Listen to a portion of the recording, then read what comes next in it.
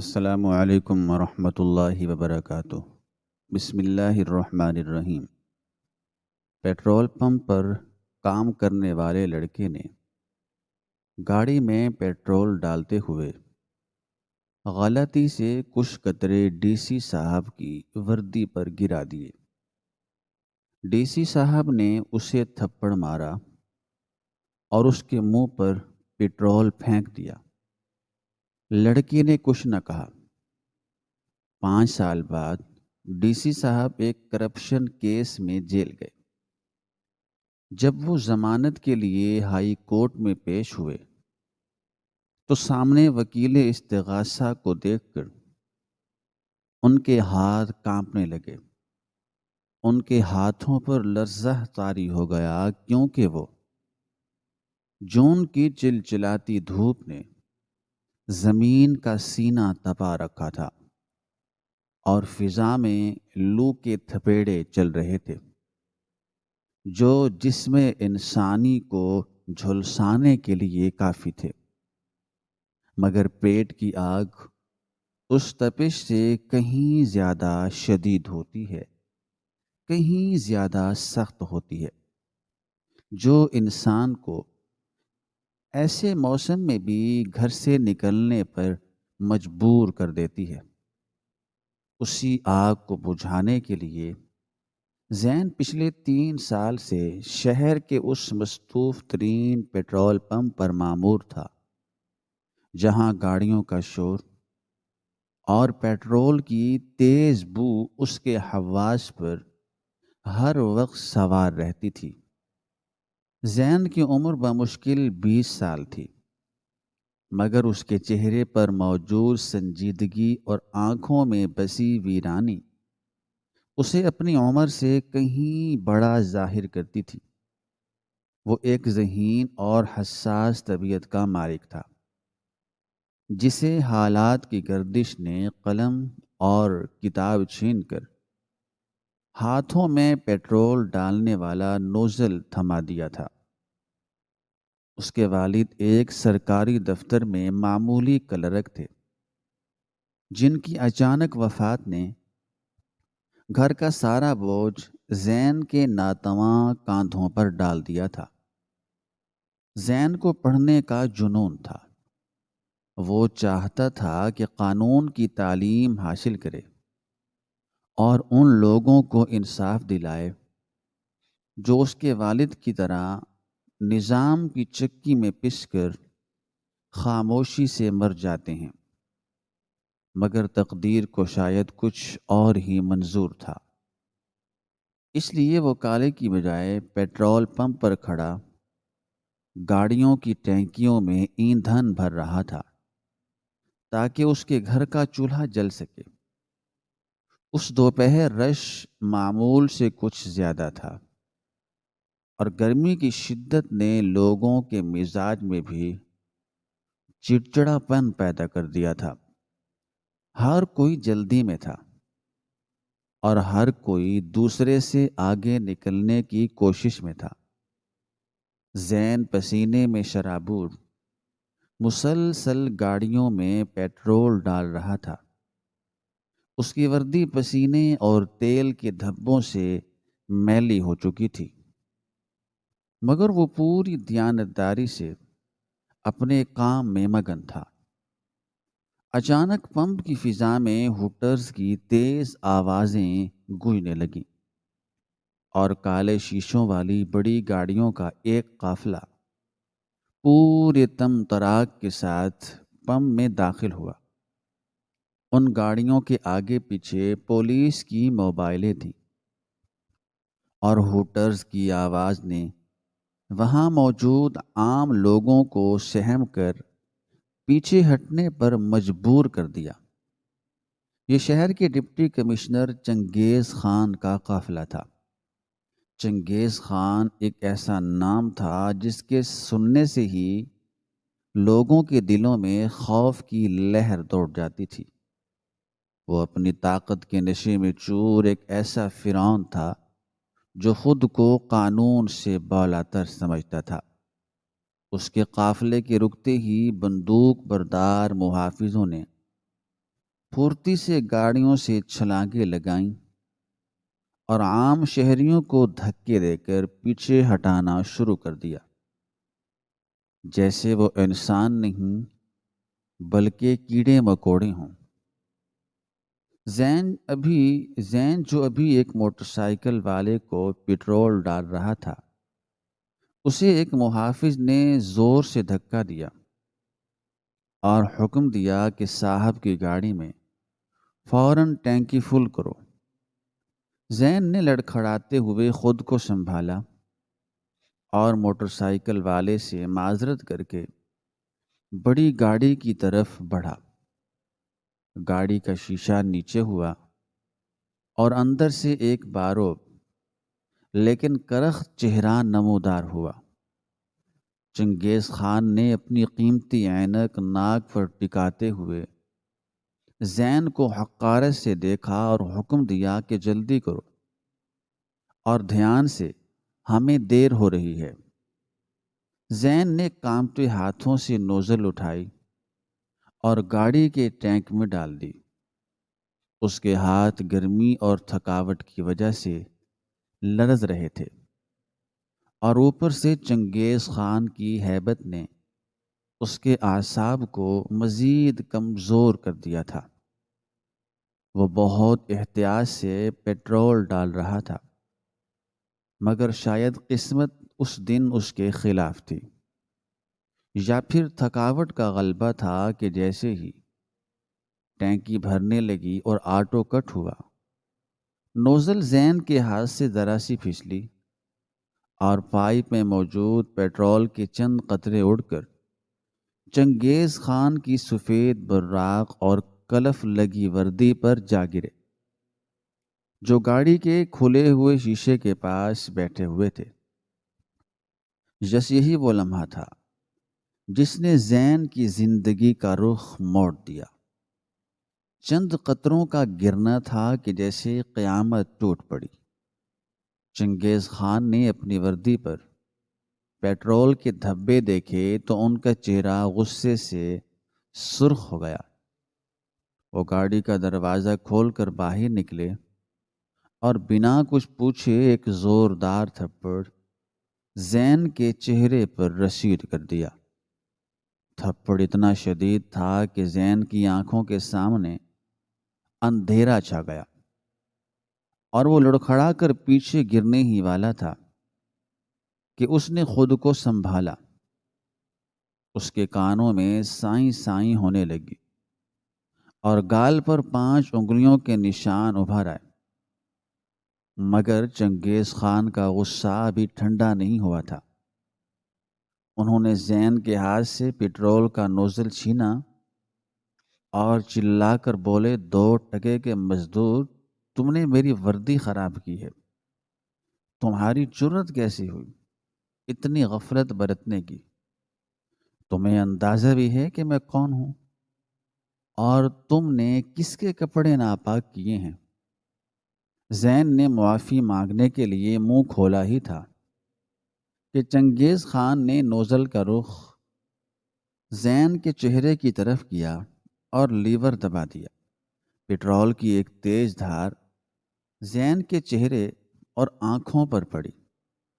Petrol کی جلن ایسی تھی جیسے کسی نے اس کے چہرے پر تیزاب پھینک دیا ہو۔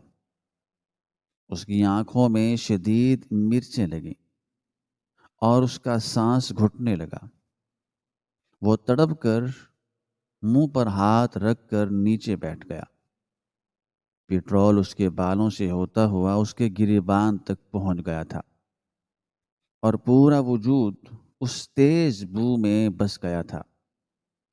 پمپ پر موجود درجنوں لوگ یہ تماشا دیکھ رہے تھے، یہ دردناک منظر دیکھ رہے تھے، مگر کسی میں اتنی جرت نہیں تھی، اتنی ہمت نہیں تھی کہ وہ آگے بڑھ کر اس ظلم کو روکتا یا چنگیز خان کے سامنے کوئی لفظ بھی بولتا۔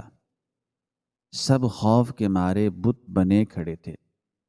چنگیز خان نے حقارت سے زین کی طرف دیکھا، جو زمین پر بیٹھا اپنی آنکھیں مل رہا تھا اور درد سے کراہ رہا تھا۔ انہوں نے نوزل زمین پر پھینکی اور اپنے محافظ سے رومال لے کر ہاتھ صاف کرتے ہوئے بولے، اسے سبق سکھانا ضروری تھا تاکہ آئندہ کسی بڑے افسر کے سامنے کھڑے ہونے کی تمیز سیکھ سکے۔ یہ کہہ کر وہ دوبارہ اپنی گاڑی میں بیٹھے اور قافلہ اسی شان سے وہاں سے روانہ ہو گیا جیسے انہوں نے کوئی بہت بڑا مارکا سر کیا ہو۔ زین وہیں زمین پر بیٹھا رہا۔ اس کی آنکھیں جل رہی تھیں اور آنسو پیٹرول کے ساتھ مل کر بہہ رہے تھے، مگر اس کے دل میں لگنے والی آگ اس جلن سے کہیں زیادہ تیز تھی۔ اس نے کچھ نہیں کہا، اس نے کوئی بد دعا نہیں دی، اس نے کوئی گالی نہیں بکی، بس خاموش رہا۔ ایک گہری اور پر اسرار خاموشی اس کے وجود پر طاری ہو گئی تھی۔ پمپ کا مینیجر دوڑتا ہوا آیا اور زین کو اٹھانے کی کوشش کی، مگر زین نے اس کا ہاتھ جھٹک دیا اور خود کھڑا ہوا۔ اس نے اپنی قمیض سے آنکھیں صاف کیں جو اب سرخ انگارہ ہو چکی تھی۔ اسے ہر طرف دھندلا دکھائی دے رہا تھا، مگر اس کے ذہن کا غبار چھٹ چکا تھا۔ اس نے پمپ کے شیشے میں اپنا عکس دیکھا۔ اس کا چہرہ پیٹرول اور مٹی سے اٹا ہوا تھا، بال بکھرے ہوئے تھے اور آنکھوں میں ایک ایسا عزم تھا جو کچھ دیر پہلے تک وہاں موجود نہیں تھا۔ یہ وہ لمحہ تھا جب نوزل اس کے ہاتھ سے چھوٹ گئی تھی اور ایک اندیکھی کتاب اس کے ہاتھ میں آ گئی تھی۔ اس نے مینیجر کی طرف دیکھا اور دھیمے مگر مضبوط لہجے میں کہا، میں اب یہاں کام نہیں کروں گا۔ مینیجر صاحب نے اسے سمجھانے کی کوشش کی کہ صاحب لوگ ہیں، غصہ آ جاتا ہے، تم نوکری مت چھوڑو، تم یہ کام مت چھوڑو، تمہارے گھر کے حالات خراب ہیں۔ مگر زین نے سنی انسنی کر دی۔ اس نے اپنی جیب سے وہ میلے کچیلے نوٹ نکال کر مینیجر کے حوالے کیے جو اس نے صبح سے کمائے تھے، اور بغیر پیچھے مڑے وہاں سے نکل گیا۔ اس کے پورے وجود سے پیٹرول کی بو آ رہی تھی، مگر اسے اب یہ بو اپنی نہیں لگ رہی تھی، بلکہ اسے اس پورے نظام سے تعفن آ رہا تھا جس میں ایک غریب کی عزت نفس کی قیمت چند قطروں سے بھی کم تھی۔ وہ پیدل چلتا ہوا گھر کی طرف روانہ ہوا۔ راستے میں لوگ اسے عجیب نظروں سے دیکھ رہے تھے، کیونکہ اس کی حالت دیوانوں جیسی تھی، مگر وہ بے پرواہ تھا۔ اس کے ذہن میں صرف ایک ہی منظر گھوم رہا تھا، وہ تھپڑ اور وہ پیٹرول جو اس کے چہرے پر پھینکا گیا تھا۔ وہ گھر پہنچا تو ماں اسے اس حالت میں دیکھ کر گھبرا گئی۔ اس نے بیٹے کو گلے لگا لیا اور رونے لگی۔ زین نے ماں کو تسلی دی اور کہا کہ کچھ نہیں ہوا، بس ایک چھوٹا سا حادثہ تھا۔ مگر اس نے ماں کو یہ نہیں بتایا کہ اس کا اصل حادثہ جسمانی نہیں بلکہ روحانی ہے۔ اس نے غسل خانے میں جا کر گھنٹوں نہایا۔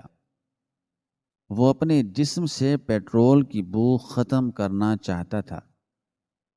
اس نے صابن کی ٹکیا ختم کر دی، جسم رگڑ رگڑ کر لال کر لیا، مگر اسے لگ رہا تھا کہ وہ بو اس کی روح میں اتر گئی ہے، اور یہ تب ہی ختم ہوگی جب وہ اس توہین کا حساب لے گا۔ اس رات زین سو نہ سکا۔ وہ چھت پر لیٹا آسمان کو تکتا رہا۔ اس نے فیصلہ کر لیا تھا کہ وہ اب نوزل نہیں اٹھائے گا، بلکہ قلم اٹھائے گا۔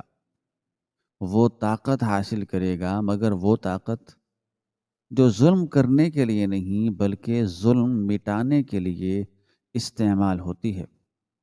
وہ قانون پڑھے گا۔ اگلی صبح زین کی زندگی کا ایک نیا اور کٹھن دور شروع ہوا۔ اس نے گھر میں موجود اپنی جمع پونجی گنی جو بہت کم تھی۔ اس نے فیصلہ کیا کہ وہ دن میں مزدوری کرے گا اور رات کو پڑھے گا۔ اس نے شہر کی ایک بڑی لائبریری میں صفائی کرنے والے کی نوکری کر لی۔ یہ نوکری اس نے جان بوجھ کر منتخب کی تھی تاکہ وہ کتابوں کے قریب رہ سکے۔ لائبریری کا انچارج ایک مہربان بزرگ تھا جس نے زین کی لگن دیکھ کر، شوق دیکھ کر اسے اجازت دے دی کہ وہ صفائی کے بعد وہاں بیٹھ کر کتابیں پڑھ سکتا ہے۔ زین صبح سویرے اٹھتا، اخبار بیچتا، پھر دوپہر کو کسی ہوٹل پر برتن دھوتا اور شام کو لائبریری پہنچ جاتا۔ وہ قانون کی کتابیں نکالتا اور انہیں پڑھنا شروع کر دیتا۔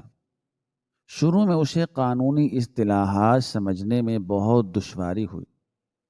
انگریزی زبان اس کے لیے ایک دیوار بن کر کھڑی تھی، مگر اس نے ہار نہیں مانی۔ اس نے لغت کا سہارا لیا، رات رات بھر جاگ کر ایک ایک لفظ کا مطلب سمجھا۔ اس کی آنکھیں دکھنے لگتی، کمر میں درد ہوتا اور بھوک سے انتڑیاں قل هو اللہ پڑھتی، مگر جب بھی وہ تھک کر کتاب بند کرنے لگتا، اسے اپنے گال پر چنگیز خان کے تھپڑ کی جلن محسوس ہوتی اور وہ دوبارہ کتاب کھول لیتا۔ یہ تھپڑ اس کے لیے کسی ایندھن کا کام کر رہا تھا جو اس کے عزم کی آگ کو بجھنے نہیں دیتا، جو اس کے عزم کی آگ کو بجھنے نہیں دیتا تھا۔ کئی بار ایسا ہوا کہ اس کے پاس فیس دینے کے پیسے نہیں ہوتے تھے۔ وہ اپنا خون بیچ کر فیس جمع کرواتا۔ کئی بار اس نے پانی پی کر رات گزاری تاکہ ماں کے لیے دوا لا سکے۔ اس کے کپڑے پھٹ گئے، جوتے گھس گئے، مگر اس کے ہاتھ سے کتاب نہیں چھٹی۔ وہ فٹ پاتھ پر بیٹھ کر سٹریٹ لائٹ کی روشنی میں پڑھتا۔ لوگ اسے پاگل سمجھتے تھے، دیوانہ سمجھتے تھے اور اس پر ہنستے تھے کہ یہ پیٹرول پمپ والا لڑکا وکیل بنے گا۔ مگر زین بہرا ہو چکا تھا۔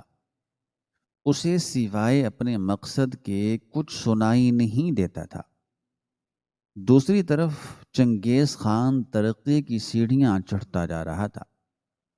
اس کی کرپشن اور ظلم کی داستانیں زبان زد عام تھیں۔ وہ شہر کا سب سے طاقتور بیوروکریٹ بن چکا تھا جس کے اشاروں پر فیصلے بدل جاتے تھے۔ اس نے اربوں روپے کی جائیدادیں بنا لی تھیں اور اسے یقین تھا کہ کوئی قانون اس کا کچھ نہیں بگاڑ سکتا۔ زین اکثر اخباروں میں چنگیز خان کی تصویریں دیکھتا جس میں وہ فیتے کاٹ رہا ہوتا یا کسی تقریب میں خطاب کر رہا ہوتا۔ زین ان تصویروں کو کاٹ کر اپنے ڈائری میں چپکا لیتا۔ یہ تصویریں اس کی نفرت کو تازہ رکھتی تھیں۔ 3 سال اسی طرح بیت گئے۔ زین نے پرائیویٹ امیدوار کے طور پر امتحان دیے اور یونیورسٹی میں ٹاپ کیا۔ اس کی کامیابی نے سب کو حیران کر دیا۔ وہ لڑکا جو کبھی گاڑیوں کے شیشے صاف کرتا تھا اب قانون کی باریکیوں پر عبور حاصل کر رہا تھا۔ LLB کی ڈگری لینے کے بعد زین نے ایک مشہور وکیل کے ساتھ بطور جونیئر کام شروع کیا۔ یہاں بھی اسے بہت سی مشکلات کا سامنا کرنا پڑا۔ وکیل اسے اہم کیسز کی بجائے چھوٹے موٹے کام دیتا، جیسے فائلیں ترتیب دینا یا چائے لانا، مگر زین نے اف تک نہ کی۔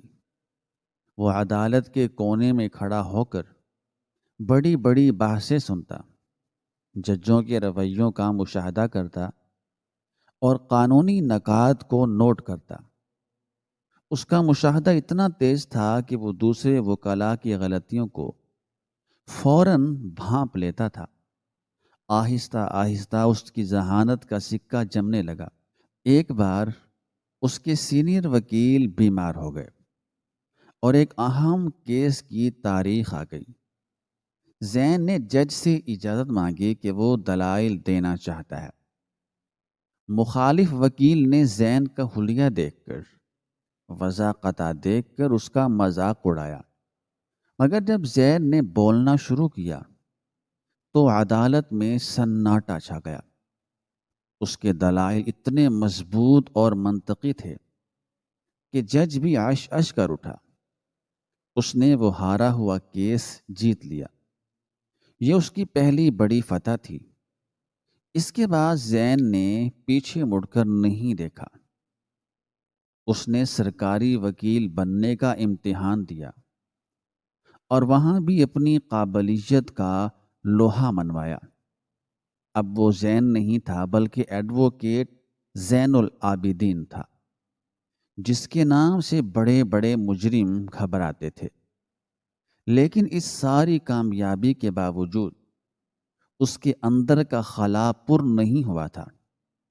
اسے ابھی اپنی منزل نہیں ملی تھی۔ وہ انتظار کر رہا تھا اس دن کا جب شکار خود شکاری کے جال میں آئے گا، اور قدرت نے اس کی سن لی۔ 6 سال کا طویل عرصہ گزر چکا تھا۔ ملک میں احتساب کی ہوا چلی اور چنگیز خان، جو اب تک خود کو خدا سمجھتا تھا، اس کی کرپشن کے ثبوت منظر عام پر آنے لگے۔ ایک بڑے سکینڈل میں اس کا نام آیا، جس میں سرکاری زمینوں پر قبضے اور اربوں روپے کی خرد برد شامل تھی۔ چنگیز خان کو گرفتار کر لیا گیا۔ یہ خبر جنگل کی آگ کی طرح پھیل گئی۔ زین العابدین نے جب یہ خبر سنی تو اپنے کمرے میں اکیلا بیٹھا تھا۔ اس نے الماری سے اپنی پرانی ڈائری نکالی جس میں چنگیز خان کی تصویریں لگی تھیں، اور اس پر جمع کی گئی گرد صاف کی۔ اس کی آنکھوں میں ایک عجیب سی چمک تھی، جیسے کسی مسافر کو طویل سفر کے بعد منزل کا نشان مل گیا ہو۔ اسے معلوم تھا کہ چنگیز خان ضمانت کے لیے ہائی کورٹ میں درخواست دائر کرے گا، اور اسے یہ بھی معلوم تھا کہ سرکار کی طرف سے اس کیس کی پیروی کون کرے گا۔ اس نے اپنا کالا کوٹ پہنا جو اس کی محنت اور جد و جہد کا گواہ تھا، اور آئینے میں خود کو دیکھا۔ وہاں اب وہ سہما ہوا لڑکا نہیں تھا، بلکہ ایک با اعتماد وکیل کھڑا تھا، جس کے چہرے پر پٹرول کی جلن کی بجائے علم کا نور تھا۔ اس نے آئینے میں اپنے عکس سے مخاطب ہو کر کہا، آج حساب کا دن ہے۔ آج نزل اور کتاب کا مقابلہ ہوگا، اور آج دنیا دیکھے گی کہ طاقت وردی میں نہیں ہوتی بلکہ سچائی میں ہوتی ہے۔ چنگیز خان کے وکلاء نے ضمانت کی درخواست دائر کر دی تھی اور سماعت کے لیے تاریخ مقرر ہو گئی تھی۔ زین نے کیس کی فائل تیار کی، ایک ایک ثبوت کو باریکی سے جانچا۔ اس نے راتوں کی نیندیں حرام کر دیں۔ وہ نہیں چاہتا تھا کہ کہیں بھی کوئی کمزوری رہ جائے۔ وہ جانتا تھا کہ چنگیز خان کے پاس مہنگے ترین وکلاء کی فوج ہوگی، جو قانون کے سقم تلاش کرنے میں ماہر ہیں، مگر زین کے پاس وہ چیز تھی جو ان کے پاس نہیں تھی، ایک زخم خوردہ روح کی تڑپ اور سچائی کی طاقت۔ عدالت لگنے کے دن صبح سے ہی ہائی کورٹ کے باہر ہجوم تھا۔ میڈیا کی گاڑیاں کھڑی تھیں اور لوگوں کا جم غفیر تھا۔ زین اپنی سادہ سی گاڑی میں عدالت پہنچا تو کسی نے اس پر خاص توجہ نہیں دی۔ وہ خاموشی سے اپنے چیمبر میں گیا اور فائل اٹھا کر کمرہ عدالت کی طرف بڑھا، جہاں تاریخ کا ایک اہم باب لکھا جانے والا تھا۔ کمرہ عدالت کھچا کھچ بھرا ہوا تھا۔ چنگیز خان کو پولیس کی حصار میں لایا گیا۔ وہ اب بھی اسی اکڑ اور تکبر کے ساتھ چل رہا تھا۔ حالانکہ ہتھکڑیاں اس کے ہاتھوں میں تھیں، مگر اس کی چال ڈھال سے لگ رہا تھا کہ اسے یقین ہے کہ وہ جلد چھوٹ جائے گا۔ وہ اپنے وکلاء کے ساتھ مسکرا کر باتیں کر رہا تھا۔ زین العابدین نے دور سے اسے دیکھا۔ اس کے دل کی دھڑکن ایک لمحے کے لیے تیز ہوئی، مگر پھر فوراً معمول پر آ گئی۔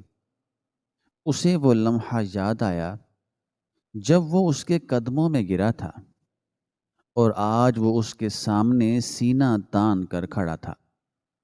جج صاحب تشریف لائے اور عدالتی کارروائی کا باقاعدہ آغاز ہوا۔ چنگیز خان کے وکیل نے دلائل شروع کیے۔ انہوں نے وہی روایتی باتیں کی کہ ان کے موکل کو سیاسی انتقام کا نشانہ بنایا جا رہا ہے، ان کی صحت خراب ہے، اور وہ ایک معزز شہری ہیں جنہوں نے ملک و قوم کی خدمت کی ہے، اس لیے انہیں ضمانت پر رہا کیا جائے۔ جج صاحب نے سر ہلایا اور سرکاری وکیل کی طرف دیکھا کہ وہ کیا کہنا چاہتے ہیں۔ زین اپنی نشست سے کھڑا ہوا۔ اس نے اپنے کوٹ کے کالر درست کیے اور ایک گہری سانس لی۔ اس کی نظریں سیدھی چنگیز خان کے چہرے پر جمی تھیں۔ چنگیز خان نے پہلی بار زین العابدین کو غور سے دیکھا۔ انہیں اس نوجوان وکیل کا چہرہ کچھ جانا پہچانا لگا، مگر وہ پہچان نہ سکے، کیونکہ 6 سال پہلے انہوں نے جس لڑکے کو پیٹرول سے نہلایا تھا وہ ان کے لیے ایک کیڑے سے زیادہ اہمیت نہیں رکھتا تھا۔ زین نے اپنی گرجدار آواز میں بولنا شروع کیا۔ یور آنر، معزز دفاعی وکیل نے میرے ملزم کو معزز شہری کہا ہے، مگر میں عدالت کے سامنے وہ حقائق رکھنا چاہتا ہوں جو ثابت کریں گے کہ اس شخص نے صرف خزانے کی چوری نہیں کی، بلکہ اس شخص نے انسانیت کا قتل بھی کیا ہے۔ زین کے الفاظ میں ایسی کاٹ تھی کہ عدالت میں موجود ہر شخص ہمہ گوش ہو گیا۔ اس نے ایک ایک کر کے چنگیز خان کے جرائم کی فہرست گنوانا شروع کی۔ اس نے بتایا کہ کیسے اس شخص نے اپنے اختیارات کا ناجائز استعمال کیا، کیسے اس نے غریبوں کی زمینیں چھینی، اور کیسے اس نے انصاف کا مذاق اڑایا۔ زین العابدین کے دلائل اتنے مدلل اور جذباتی تھے کہ چنگیز خان کے وکیل بھی لاجواب نظر آنے لگے۔ زین بات کرتے کرتے جذباتی ہو گیا تھا، مگر اس نے اپنے جذبات کو قانون کے دائرے میں رکھا۔ وہ جانتا تھا کہ ابھی اصل وار باقی ہے، وہ وار جو اس کیس کا رخ موڑ دے گا اور چنگیز خان کے تکبر کو ہمیشہ کے لیے خاک میں ملا دے گا۔ ابھی وقفہ ہوا تھا اور جج صاحب چیمبر میں گئے تھے۔ زین اپنی میز پر بیٹھا پانی پی رہا تھا کہ اسے محسوس ہوا کہ کوئی اسے گھور رہا ہے۔ اس نے سر اٹھایا تو دیکھا کہ چنگیز خان کٹہرے میں کھڑے اسے عجیب نظروں سے دیکھ رہے ہیں۔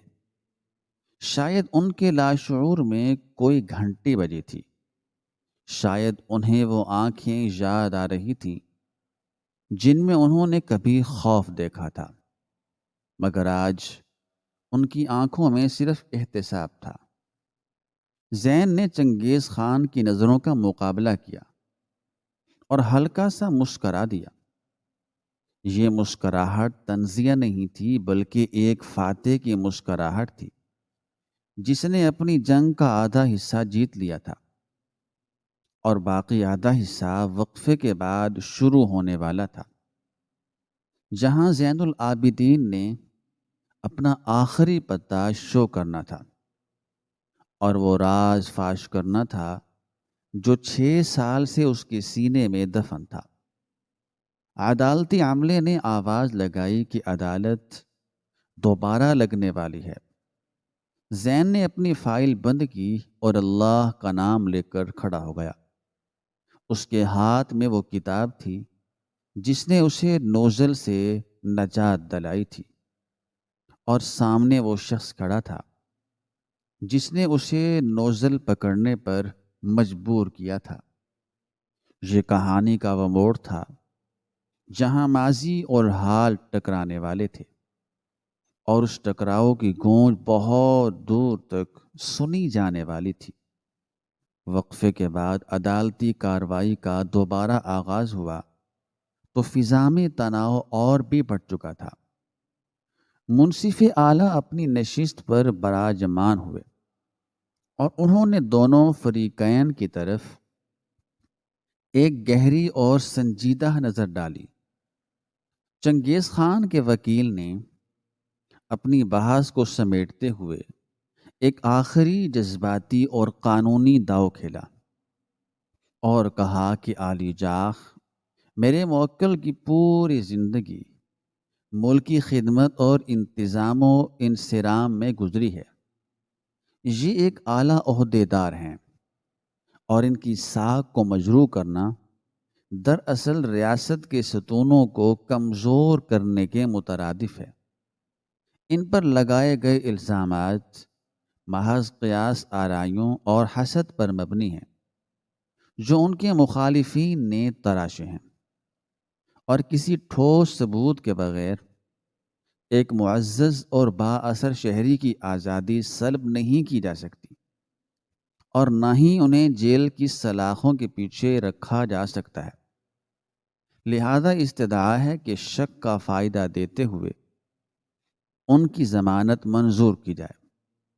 یہ کہہ کر وہ بیٹھ گئے اور کمرہ عدالت میں موجود ان کے حواریوں نے اطمینان کا سانس لیا، سکھ کا سانس لیا کہ شاید اب فیصلہ ان کے حق میں آئے گا، کیونکہ چنگیز خان کے اثر و رسوخ کے سامنے اکثر قانون کے ہاتھ چھوٹے پڑ جاتے تھے۔ چنگیز خان کے چہرے پر بھی امید کی ایک کرن جاگی، اور انہوں نے زین العابدین کی طرف ایک فاتحانہ اور استہزائیہ نظر ڈالی، جیسے کہہ رہی ہوں کہ تم ابھی بچے ہو اور اس کھیل کے اصول نہیں جانتے، تم میرا کچھ نہیں بگاڑ سکتے۔ مگر زین کے چہرے پر ایک پرسکون مسکراہٹ تھی جو طوفان سے پہلے کی خاموشی جیسی تھی۔ وہ اپنی جگہ سے اٹھا اور اسٹرم پر آ کر کھڑا ہوا۔ اس نے اپنی میز پر پڑی ہوئی ایک پرانی اور بوسیدہ کتاب اٹھائی اور اسے ہوا میں لہرایا۔ اس کتاب کے اوراق زرد پڑ چکے تھے اور اس کی جلد ٹوٹی ہوئی تھی۔ یہ منظر سب کے لیے عجیب تھا، کیونکہ قانونی بحث میں اس پرانی کتاب کا کوئی کام نہیں تھا۔ زین العابدین نے منصف اعلیٰ سے مخاطب ہو کر کہا، جناب والا، میرے فاضل دوست نے ابھی ساکھ اور عزت کا ذکر کیا ہے اور میرے ملزم کو ریاست کا ستون قرار دیا ہے۔ میں عدالت کا زیادہ وقت نہیں لوں گا، بس ایک چھوٹا سا واقعہ بیان کرنا چاہتا ہوں جو اس مقدمے کی نفسیاتی بنیادوں کو سمجھنے کے لیے ضروری ہے، اور یہ ثابت کرنے کے لیے کافی ہے کہ ملزم کا ذہنی رجحان مجرمانہ اور ظالمانہ ہے، اور یہ معاشرے کے لیے کس قدر خطرناک ثابت ہو سکتے ہیں۔ چنگیز خان کے وکیل نے فوراً اعتراض کیا کہ پرانے قصے کہانیوں کا اس کیس سے کیا تعلق ہے؟ یہ عدالت کا وقت ضائع کرنے کی کوشش ہے۔ مگر منصف نے ہاتھ کے اشارے سے انہیں خاموش رہنے کا حکم دیا اور زین العابدین کو اپنی بات جاری رکھنے کا اشارہ کیا۔ زین العابدین نے ایک لمحے کے لیے اپنی آنکھیں بند کیں، جیسے وہ ماضی کے اس کربناک منظر کو دوبارہ اپنی یادداشت میں زندہ کر رہا ہو۔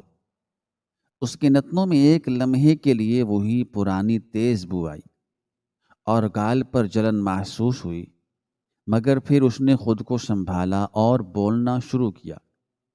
عالی جات 6 سال پہلے کی بات ہے۔ جون کی ایک تپتی دوپہر تھی۔ سورج آگ برسا رہا تھا۔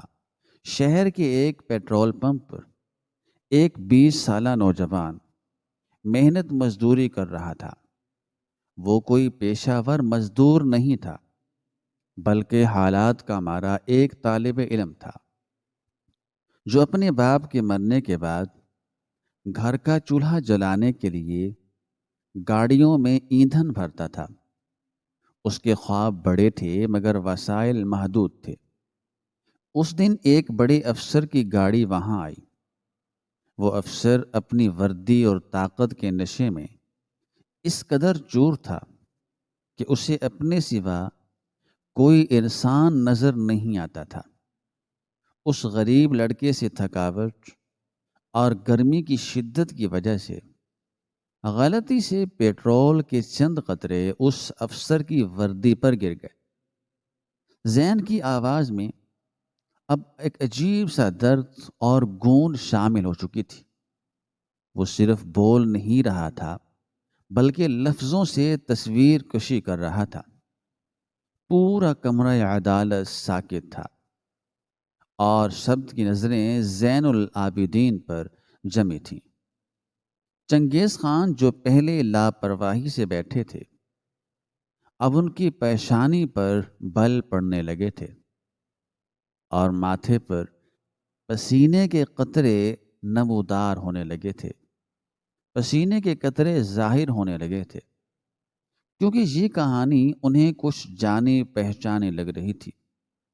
زین العابدین نے بات جاری رکھتے ہوئے کہا، جناب والا، غلطی انسان سے ہوتی ہے اور معاف کرنا بڑے ظرف کی نشانی ہے، اور جو لوگ عوام کے خادم ہونے کا دعویٰ کرتے ہیں ان کا ظرف تو وسیع ہونا چاہیے، مگر اس افسر کا ظرف اتنا چھوٹا اور انا اتنی بڑی تھی کہ اس نے اس لڑکے کو نہ صرف سب کے سامنے تھپڑ مارا بلکہ اس کے چہرے پر پیٹرول پھینک دیا۔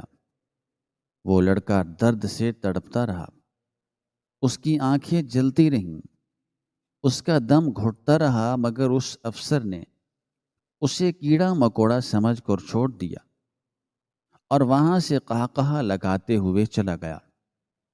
اس افسر نے یہ بھی نہیں سوچا کہ وہ لڑکا اندھا ہو سکتا ہے یا اس کی جان جا سکتی ہے۔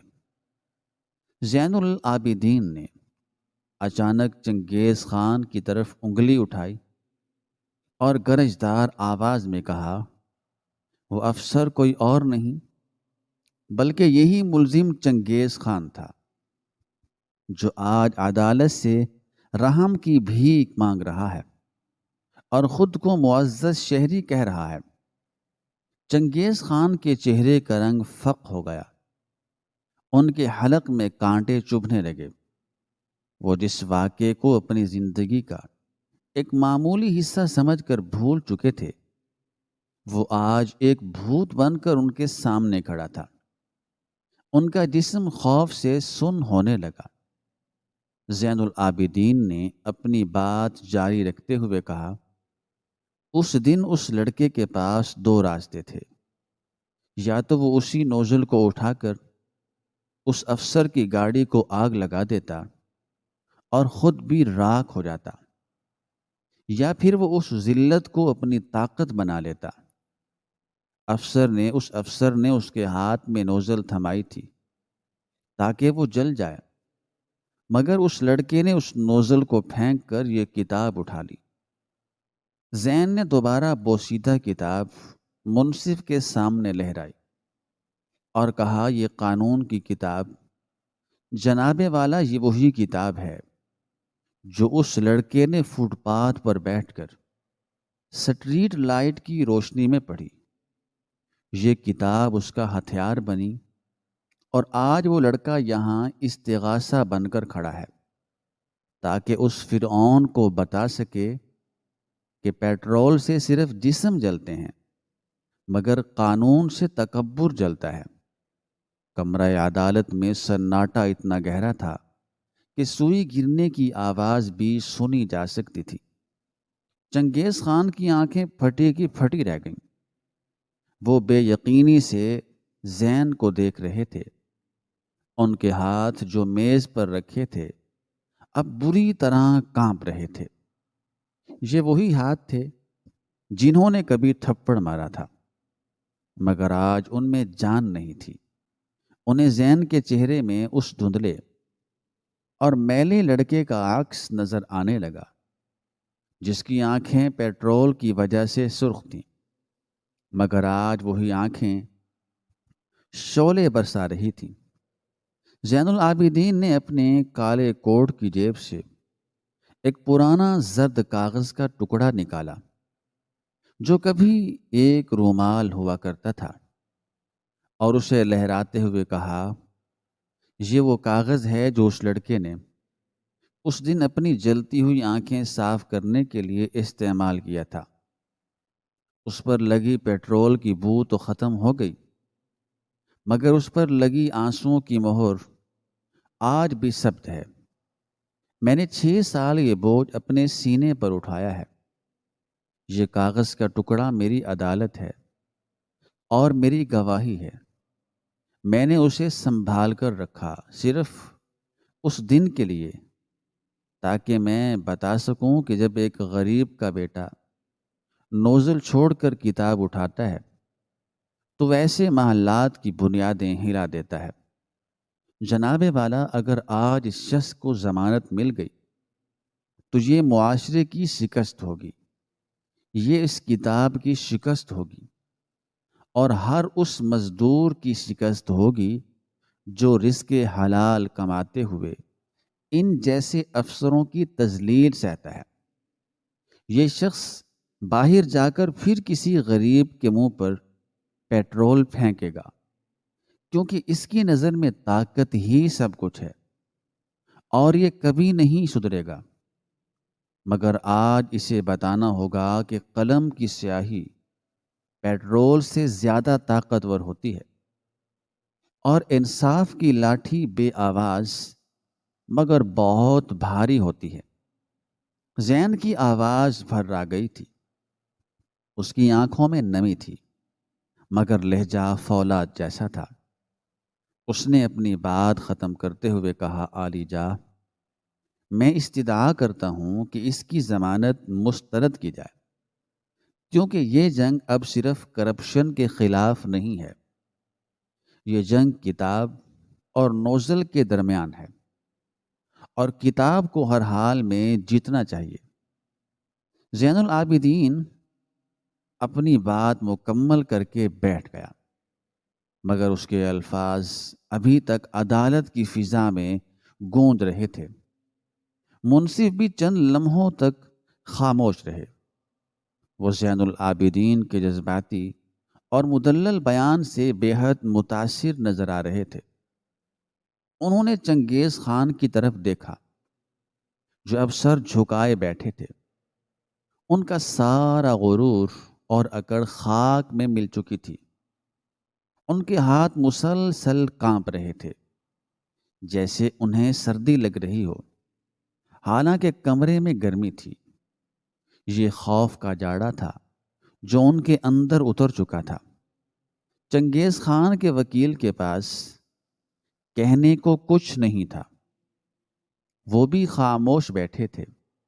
کیونکہ اخلاقی اور قانونی دونوں محاذوں پر وہ یہ مقدمہ ہار چکے تھے۔ منصف نے قلم اٹھایا اور فیصلہ لکھنا شروع کیا۔ کمرہ عدالت میں صرف قلم کے چلنے کی آواز تھی، جو چنگیز خان کے کانوں میں ہتھوڑے کی طرح برس رہی تھی۔ چند منٹ بعد منصف نے سر اٹھایا اور فیصلہ سنایا۔ ملزم پر لگائے گئے الزامات سنگین نوعیت کے ہیں اور استغاثہ کے دلائل اور پیش کیے گئے پس منظر سے یہ بات واضح ہے کہ ملزم اپنے اختیارات کا ناجائز استعمال کرنے کا عادی ہے، اور ایسے شخص کا معاشرے میں آزاد پھرنا انصاف کے تقاضوں کے منافی ہے۔ لہذا ملزم چنگیز خان کی ضمانت کی درخواست مسترد کی جاتی ہے اور انہیں جیل بھیجنے کا حکم دیا جاتا ہے۔ فیصلہ سنتے ہی چنگیز خان اپنی کرسی پر ڈھیر ہو گئے۔ ان کے منہ سے ایک بھی لفظ نہ نکل سکا۔ پولیس اہلکار آگے بڑھے اور انہیں پکڑ کر عدالتی کمرے سے باہر لے جانے لگے۔ جاتے جاتے چنگیز خان نے ایک بار مڑ کر زین کی طرف دیکھا۔ ان کی آنکھوں میں سوال تھا، ندامت تھی یا شاید خوف کہ یہ وہی معمولی لڑکا تھا جسے انہوں نے روندا تھا۔ زین نے ان کی نظروں کا جواب نظروں سے دیا اور اپنی وہ پرانی کتاب سینے سے لگا لی۔ چنگیز خان کو ہتھکڑیاں لگا کر جیل کی گاڑی کی طرف لے جایا گیا۔ زین اپنی جگہ پر بیٹھا رہا یہاں تک کہ کمرہ عدالت خالی ہو گیا۔ اس نے ایک گہری سانس لی، جیسے صدیوں کا بوجھ اس کے سینے سے اتر گیا ہو۔ وہ اٹھا اور آہستہ قدموں سے عدالت سے باہر نکلا۔ باہر شام ہو رہی تھی، سورج غروب ہو رہا تھا اور آسمان پر سرخی پھیلی ہوئی تھی، وہی سرخی جو کبھی اس کی آنکھوں میں تھی جب اس پر پٹرول پھینکا گیا تھا، مگر آج وہ سرخی ایک نئی صبح کی نوید تھی۔ وہ اپنی گاڑی کے پاس آیا مگر پھر رک گیا۔ اسے لگا کہ اسے پیدل چلنا چاہیے۔ وہ سڑک پر چلنے لگا۔ ٹھنڈی ہوا اس کے چہرے کو چھو رہی تھی۔ اسے اب پیٹرول کی بو نہیں آ رہی تھی، بلکہ فضا میں فتح اور انصاف کی خوشبو تھی۔ اس نے اپنے ہاتھوں کی طرف دیکھا۔ یہ ہاتھ اب صاف تھے۔ ان پر اب تیل کی چکناہٹ نہیں تھی، بلکہ قلم کی سیاہی تھی۔ اس نے آسمان کی طرف دیکھا اور دل ہی دل میں اپنے والد کو یاد کیا اور کہا، بابا، آپ کا بیٹا آج وکیل بن گیا ہے۔ اس نے نوزل کو ہرا دیا ہے، کتاب جیت گئی ہے۔ زین چلتا رہا۔ اس کے قدموں میں ایک نئی جان تھی۔ وہ جانتا تھا کہ یہ سفر ابھی ختم نہیں ہوا، یہ تو شروعات ہے۔ ابھی بہت سے چنگیز خان باقی ہیں اور بہت سے زین ابھی نوزل تھامے کھڑے ہیں جن کے ہاتھوں میں کتاب دینا باقی ہے۔ مگر آج کی رات اسے سکون کی نیند آئے گی، کیونکہ آج اس نے اپنا قرض چکا دیا تھا۔ ایک ادھار جو 6 سال پہلے اس پر چڑھایا گیا تھا وہ چکتا ہو چکا تھا۔ سڑک کنارے لگی سٹریٹ لائٹس جلنے لگی اور زین العابدین ان روشنیوں میں گم ہو گیا۔ مگر اس کی کہانی ان روشنیوں سے زیادہ روشن تھی، جو رہتی دنیا تک یاد رکھی جائے گی کہ کس طرح ایک نوزل پکڑنے والے ہاتھ نے قلم پکڑ کر تقدیر بدل دی اور ثابت کر دیا کہ علم کی طاقت ہر فرعون کے تکبر کو مٹی میں ملا سکتی ہے۔